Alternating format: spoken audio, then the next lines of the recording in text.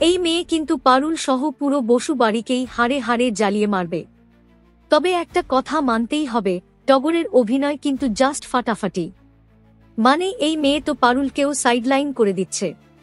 মানে পুরো এপিসোডটা সে কিন্তু একাই কাঁপিয়ে দিল। তাকে শাশুড়ি বলছে ঘরে ঢুকতে দেব না, ঝাঁটা মারব। তো মেয়ে বলছে আমি ঘরে ঢুকব এবং তোমাকে দেখে নেব। একটা জিনিস তো পরিষ্কার, এই মেয়ের লাজ লজ্জা শরম বলে কিছুই নেই।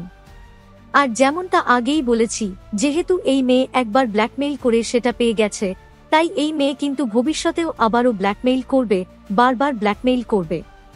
আর আমি শুধু ভাবছি, এই কথাটা একবার যদি আশুতোষ বসুর কানে যায় তাহলে তার কি হবে। আর এই মেয়ের যা তেজ দেখছি, এই মেয়ে আশুতোষ বসুকে মানবে বলে মনে তো হয় না। সো এই এপিসোডটা নিয়ে তোমরা কি বলতে চাও? তোমাদের কি বক্তব্য অবশ্যই জানিও কিন্তু কমেন্ট করে। দেখুন পরিণীতা প্রতিদিন রাত ৮টায় শুধুমাত্র জি বাংলায়। এইরকম সমস্ত আপডেট সবার আগে পেতে অবশ্যই আমাদের চ্যানেলটি সাবস্ক্রাইব করে নিও।